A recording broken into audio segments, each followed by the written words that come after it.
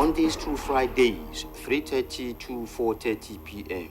in the newsroom. You can't afford to miss it. You're welcome back onto your daily program in the newsroom, where we do the analysis. It's like a laboratory for news production, where we extray what happens in the world, in our environment and beyond. But today is like how we usually have it. You can discover that a few hours ago, the president of the Federal Republic of Nigeria, he made a chart with some journalists, whereby he itemized some issues. Probably some of the issues are on ground, and he re-emphasized that there are some things that are going to change for positivity, and there are some that are not going to be bad. If at all, it is creating some bottleneck for Nigeria.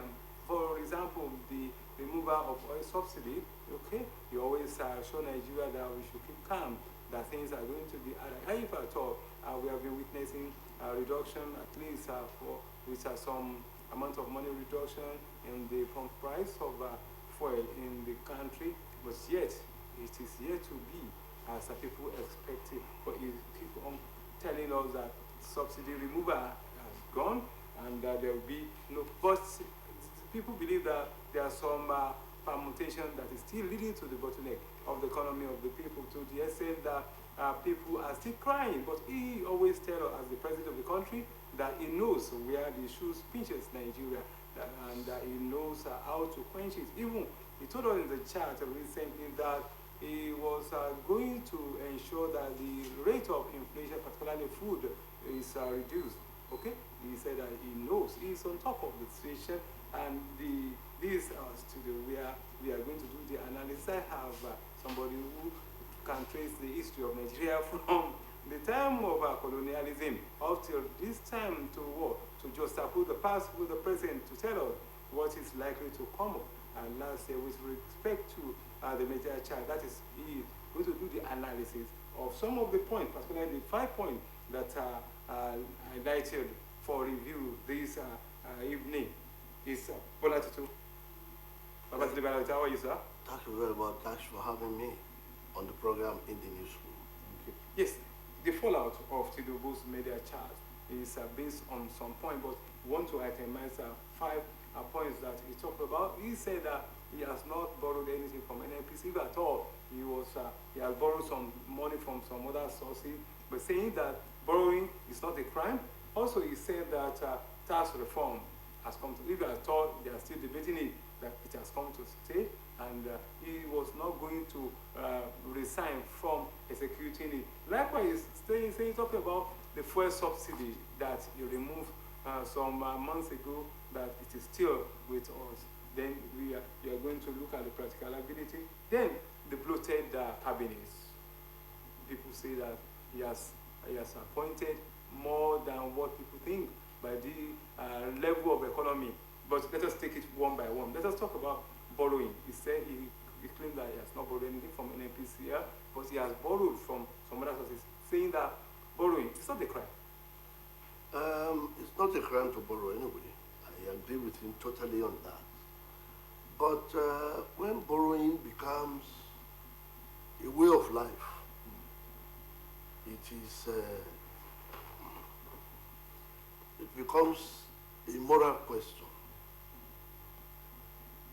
When you borrow today, you borrow tomorrow, then, whereas you are generating some amount of money within the country, and those internally generated revenue too can serve the same purpose the borrowed amount will serve. And come to think of it, it is the same party in government that will come to say borrowing is a crime. But when they are the ones in government that they are borrowing, they will say it is not a crime. So when other people borrow, it's a crime. When they are borrowing, it is not. President Bola Tinubu may have just come on board, and Nigerians are really crying out loud that all is not well. And he said the steps being taken by him are corrective measures. And the corrective measures are yet to impact on the lives of Nigerians. But we are yet to get to the halfway of 4 years. And look, I am still talking. We are yet to see the impact of the reforms. Rather, the impact, the reforms has been taking its toll on the life of the people, ordinary Nigerians as it were. And come to think of it, media chat is not a new thing in this country. It started with former President Olusegun Obasanjo. It was inherited by late President Yaradua. It was also inherited by Dr. Goodluck Ebele Jonathan. I don't think Buhari did much of it, if at all he did. And what I'm saying in essence is that it is an opportunity to know the mind of the government. And all President Bola Tinubu said during the program represent the mind of the government. The government is not going back on the subsidy removal, which was done before the president read the handover note. And fire brigade methods started rolling in one after the other. Up to this moment, we are still battling with the fire brigade method approach, which the president adopted, which has not in any way been palatable to the life of an ordinary Nigerian. But I think he knows this.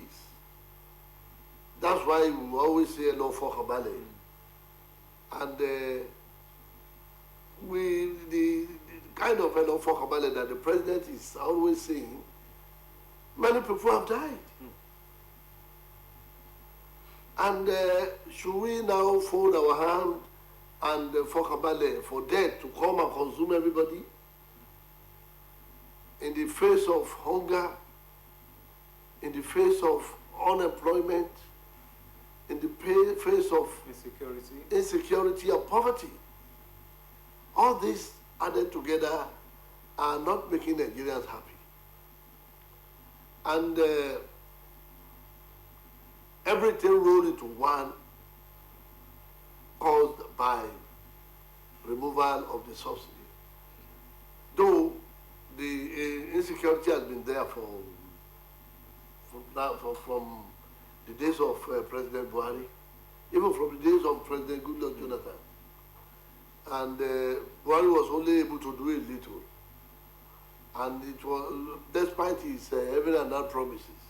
But the level has reduced a bit now. But now that President Bola Tinubu is here, I must confess he has done a lot in the area of combating insecurity. He has done a lot in that area. The only area which is remaining is the area of how Nigerians will feed. Economy. Yes, in the area of economy. How Nigerians will feed, how Nigerians will be employed, how Nigerian graduates will get something to do after graduation, and many others that affect directly the lives of the people. And when you look at the reform, it is characterized in the sense that the poor will enjoy it the more.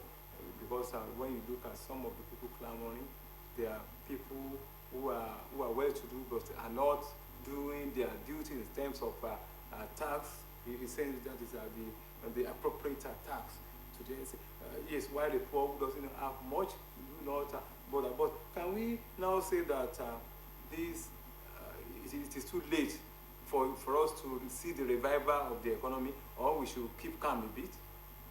You see, we are over-relying on economic theories, which were formulated to cushion the effect of this kind of hardship in Europe why not why not sit down and adopt our own homegrown solution to the problems of Nigeria? We can do it. Let's have summits in all the states, local governments of the federation. Let people come up with solutions to this, solutions to this, solutions, and we harmonize and begin to execute. It may take time. But we're relying on theory, economic theories propounded by Europeans, by the European and for the Europeans to solve the Nigerian problem may be out of place. Our approach are purely Western. Our problems are not Western. Our problems are Nigerian. And we have to find a Nigerian solution to them. The president of Benin Republic, a smaller country, last week gathered all those accused and found guilty of corruption. He did not kill them. He did not jail them. He only went into their accounts to remove the state's money and use it to pay the foreign debts owed by the country. And now the economy will be stable.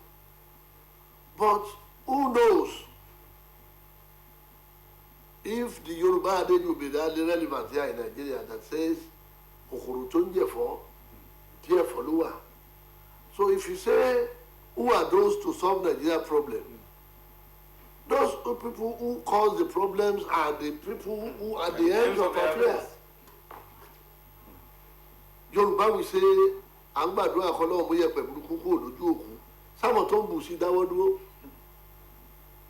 that is it.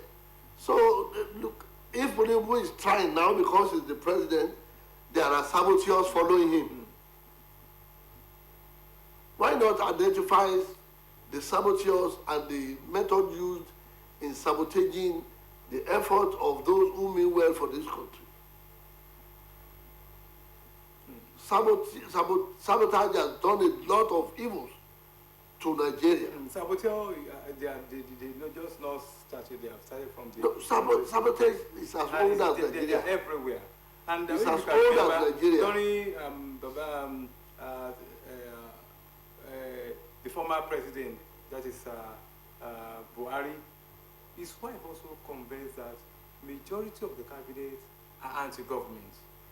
They are saboteurs. Then, if President Jonathan will come out to say that majority of those in government are sponsors of Boko Haram, what are we trying to say? Look, it has started for a long time, and I know a government will come that will say no to all this. I am beginning to feel it. Just vote for one president, and it will become so principled that all manners of sabotage will be vehemently resisted by the government. But do you think that the government of Tinubu is not... In a situation whereby they sell a form to contestants at the rate of 100 million naira, 50 million naira, can we see somebody of upright decision to get such a money to contest? What are we using the money collected to purchase forms? What are we using them for? They're claiming that they're using it to run party. Has there ever been an accountable way of telling Nigerians that this is what we have made from sale of forms to aspirants or candidates of political parties aspiring to become to become this and that. I hope that is the affairs of the party. Well, look, within the party and even with an INEC. You see, if we say there is no money in this country, we are deceiving ourselves. All those money are enough to fix the problem of this country. But we are not looking, we are looking away. And looking away is even sabotage, because we are sabotaging the future of Nigeria. And what we are sitting on in this country is even more than the keg of gunpowder, if we can allow this to continue. Because you will see, there are people, poverty is stricken people all over the place. But instead of us to look out for ways of bailing people from poverty, we will continue to display and flaunt our wealth. President Tinubu came here in Osun State to say he's richer than the state. Yes. And when you say you are richer than the state, it means... That's a political statement. Even if it's a political statement, that statement is outrageous. It is. Okay, let us look at this one too. When people are expecting fuel to fall as a result of the Dangote refinery, Port Harcourt refinery, we have had phase 1. I think our phase 2 are still under repair. But yet, when the fuel, when they reduce it with a certain amount of money to nail down something now, some filling stations, can we still see that they are also part of saboteurs? Yes, but the reduction is not substantial. But something. That is. But we can only say thank you to them. Somewhere. We can only say thank you to them because probably they might have had the loud voices of Nigerians who are wailing under the grip of abject poverty and not knowing what to do to bail themselves out. 2, the reduction I said is not substantial. For Nigerians to feel the impact of the reduction, the NNPCL will have to let go about 100, 200, 300 naira from the price, from the current price. They have just started. So if they reduce it to that level, then but the problem with the petroleum marketers across the country is that when the price of petrol is increased, it is affected immediately. And when the price of petrol is reduced, they will not reduce it immediately. There's something behind that which we are yet to know. And they should, we, their customers, have the right to know. Customers are always right. We have the right to know this. And if they want to, they have to look for a way of telling us why that is happening. When the price of petrol goes up, they affect it immediately. Even within the next 5 minutes, it is affected. When it goes down, they won't affect it. They are the principal saboteurs we have in this country, not even the government. The government has done its bit to reduce the price, but unfortunately... But the government has an agency that is in charge of a task force. Are they sleeping in the office, or what are they watching? Because since the money has been do you know what I am not accusing the task force. I'm not alleging them. But Nigeria,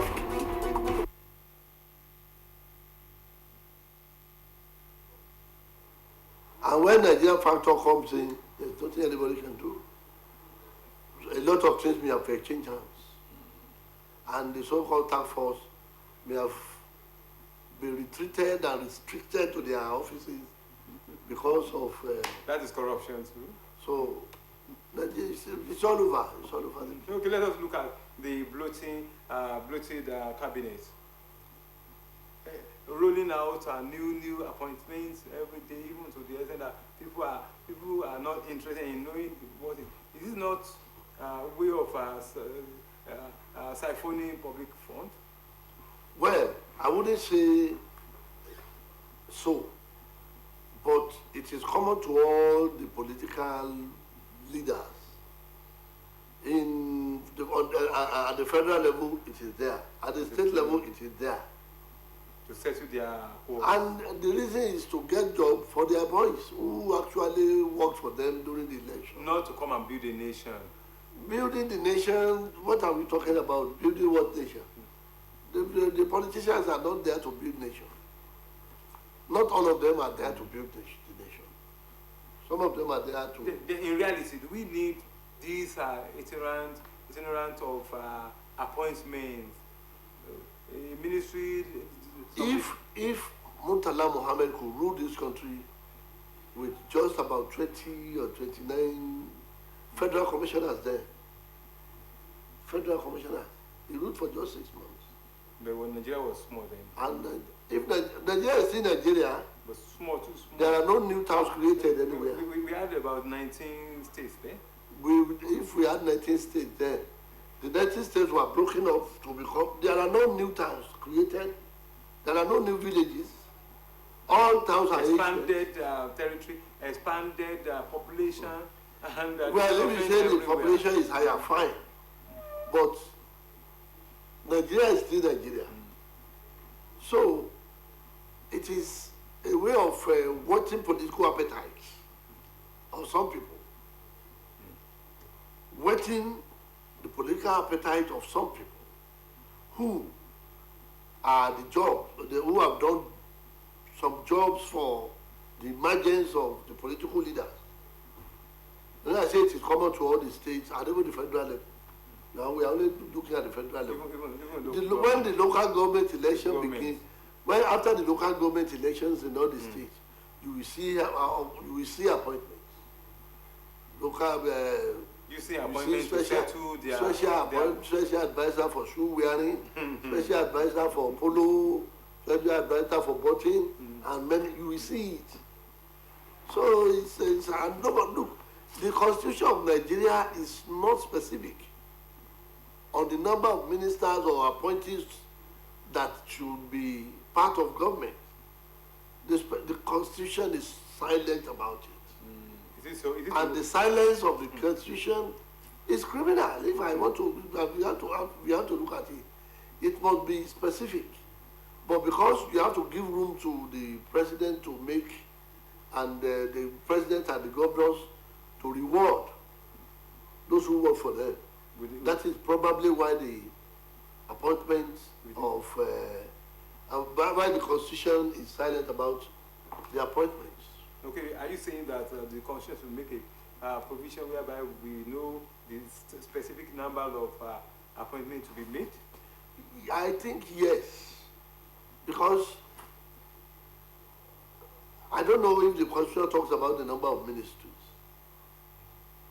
We create ministries every day, even relevant ministries. Even some appointees do not have any office, and they are collecting from public purse. There are so many special advisors to the president in the office of the president, not giving any specific portfolio. And it happens in the state too. Special advisor to the state government, to the state governor, in the office of the state governor. So, what we do here, what they do at the top is a microcosm of what we see at the state level. When the federal government do something and it is not challenged, the states will follow suit. And look at the issue of First Lady, which is not part of the Constitution. Look, the chief of staff to the governor or to the president is not in the Nigerian Constitution. But we created it and it has become part of our appointments. The chief of staff to the president, and the vote chief of staff to them. Chief of staff to the president, chief of staff to the governors are not part of the Nigerian Constitution. They are absent conspicuously. Are you saying they should scrap it? No. If it's a way of rewarding loyalists with the public money. Well, at the end of the day, the public money, look, complain that the the governors and the president may have one function or the other for them. They may have created some duties for them under the presidency. The presidency has a lot to look at And the president must, as a result of that, delegate authority. And part of delegating authority is the creation of such offices. And when offices are created, people will be appointed to man the offices. So that is just it. I don't see anything bad that is too bad in it, but when it becomes outrageous, it will take a toll on the vault of the country. Okay, on the last note, the federal government, that is from part of the fallout of the media charges, that he was going to buy 200 tractors to boost agriculture in order to what? To reduce the level of inflation in the country. Do we see the 200 enough? That is on the first instance for the whole country. Then the 200 tractors also. Are we going to see that if he orders for 200, are we going to get 200? We have seen many governments in the past that if we order for a particular number, even less than half of it, they will pay full more money for the whole. But what we see is less than half. President Bola Tinubu is one of those people who are advocating for true federalism. He is the president now. He has not said anything through federalism since he got there. It is not the duty of the federal government to work to boost agriculture. No. They have created a ministry for livestock. Let them boost that livestock. one. Livestock. Under agriculture. Under agriculture, Ministry of Livestock. It's different from Ministry of Agriculture. It is different from Ministry of Agriculture. Now, the federal government, even if we are going to work on agriculture, it is not. Where is the federal government farm? No. Must be under Ministry of Agriculture. Where is the federal government? If the federal government want to boost agriculture, agriculture is practiced at the grassroots. If they buy tractors, let them give it to the local governments. Local governments throughout the country. Let them give them to the local government for use. Agriculture is practiced mainly at the grassroots. And for the federal government to now come out to say it is boosting agriculture with 200 tractors, well, he may know what he's saying that we don't understand. That language may be ambiguous and capable of multiple interpretations that may not go down well with many Nigerians.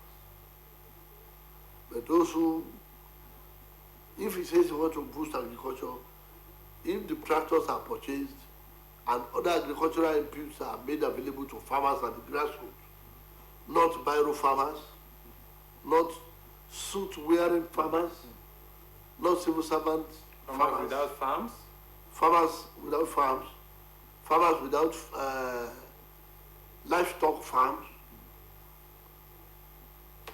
Even the management of the so-called tractor, not only a tractor and some other things like that the federal government or any government wants to. Nigeria has the problem of monitoring and management.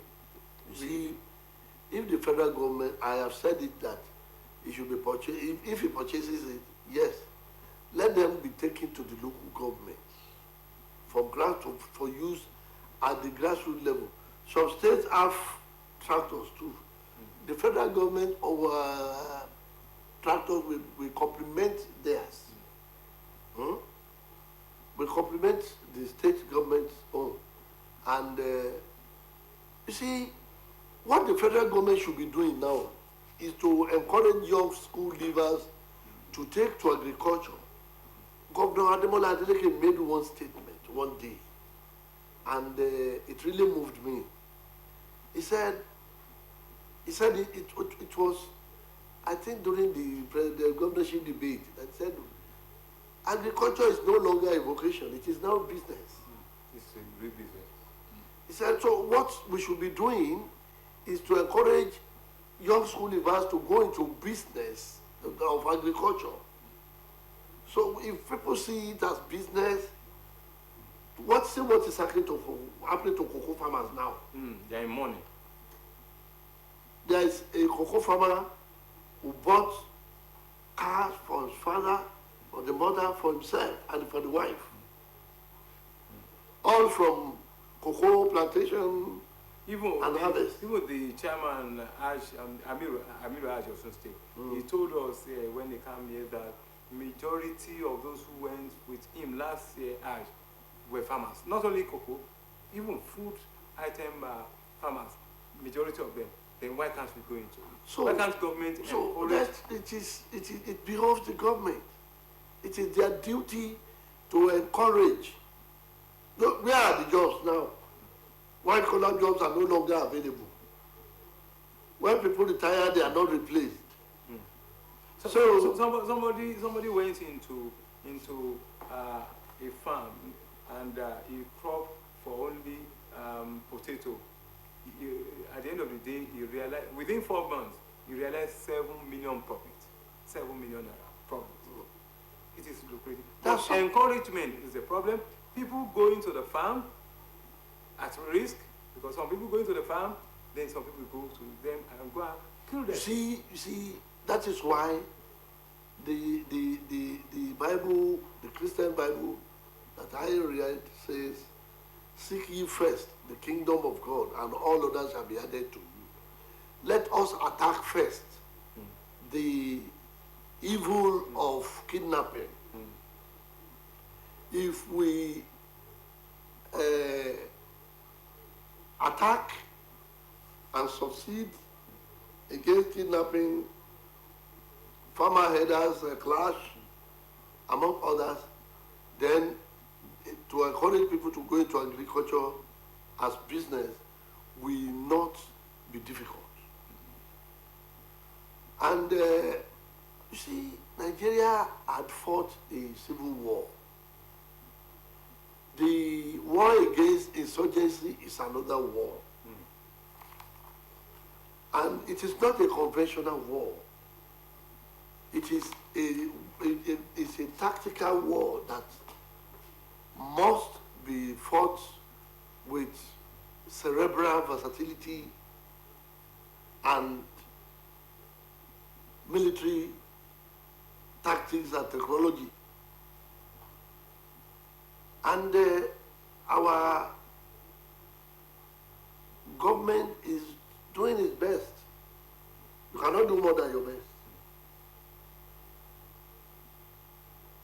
The government is trying to do its best to ensure that they win the war against insurgency. And once that war is won, boosting agriculture will be at ease. And economy too. When we boost agriculture, our economy will be boosted in no distant time. Because we will now go back, we will now fall back on agriculture as the mainstay of Nigerian economy. That is it. Thank you very much. I appreciate you, Babatunde Bola Tito, Thank you for having me. Editor in the news and current affairs of OSBC. Thank you very much. On behalf of Motorayo Ayubayo, the editorial advisor, we appreciate you there. Thank you very much. Oluwatoyin Yusuf, also the producer of the program. I'm David Sabijeli Adeleke, saying bye for now.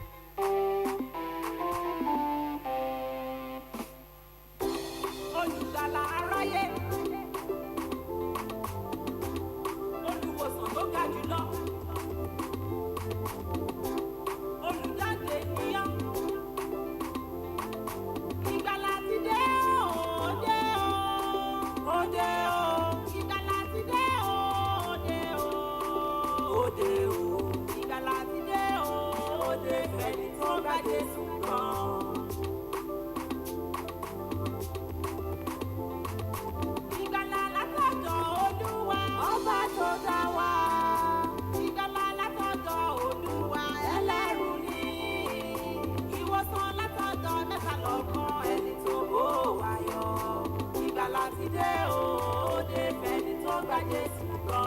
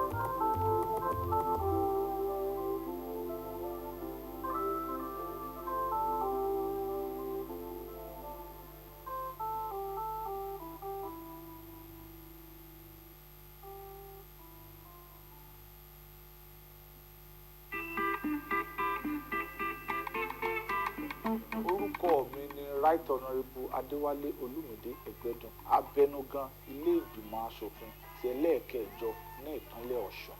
Ní orúkọ mi àti gbogbo àwọn akẹgbẹ́ mi, mò ń fi àsìkò yìí kí gbogbo ọmọ ìpínlẹ̀ Ọ̀ṣun pé wọ́n kú ọdún Kérésìmesì àti àmójúbà ọdún tuntun. Yóò bá wa láyé, yóò bá wa láàyè wa o. Ẹ ṣé.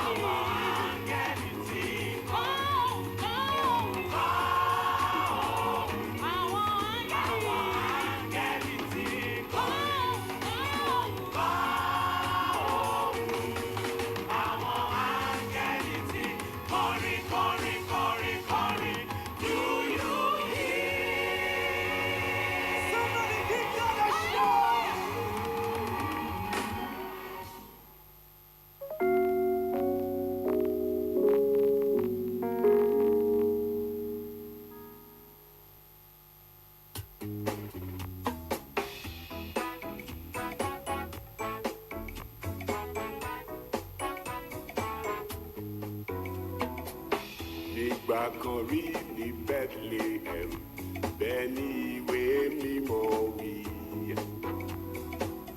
Àbí Kristo ọmọ mi rí lọ́jọ́ Kérésìmesì.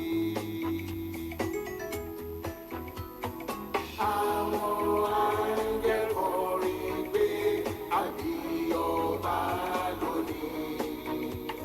Àjogúnyé ayérayé torí Kérésìmesì.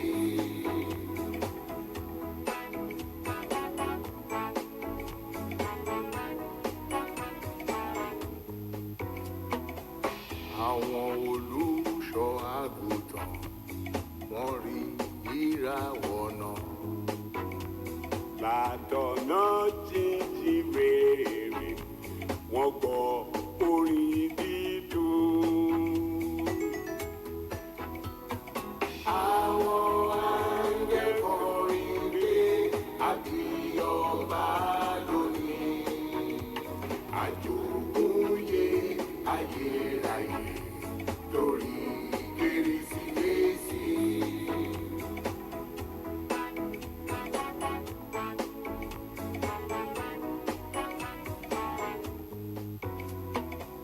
Maria àti Jósẹ́fù dé Bethlehem lóru. Kò sáyé láti wọ̀ sí gbogbo ilé tí kún. Àwọn áńgẹ́lì kọrin pé àbí ọba lónìí. Àjogúnyé ayérayé torí Kérésìmesì.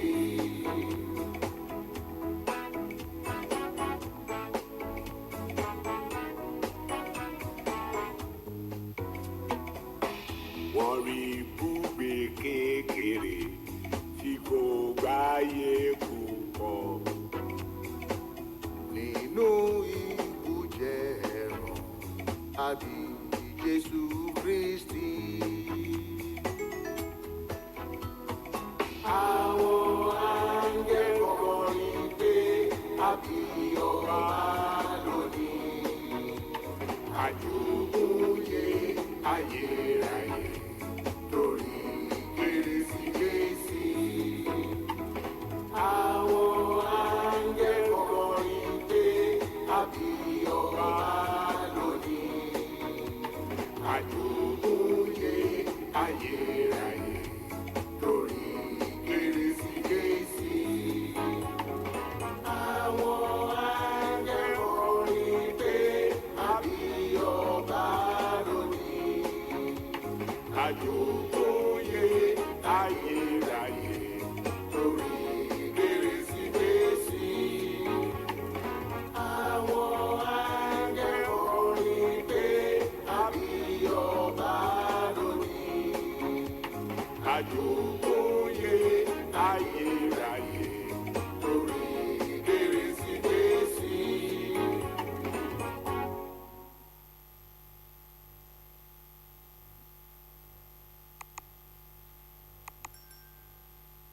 Mary's boy child, Jesus Christ, was born on Christmas Day.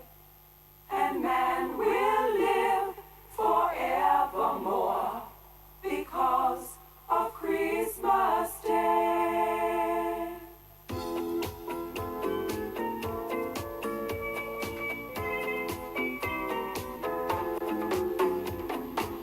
Long time ago in Bethlehem, so the Holy Bible said, Mary's boy child, Jesus Christ, was born on Christmas Day. Hark now, hear the angels sing, a king was born today, and man will live forevermore because of Christmas Day. Mary's boy child, Jesus Christ, was born on Christmas Day. While shepherds watch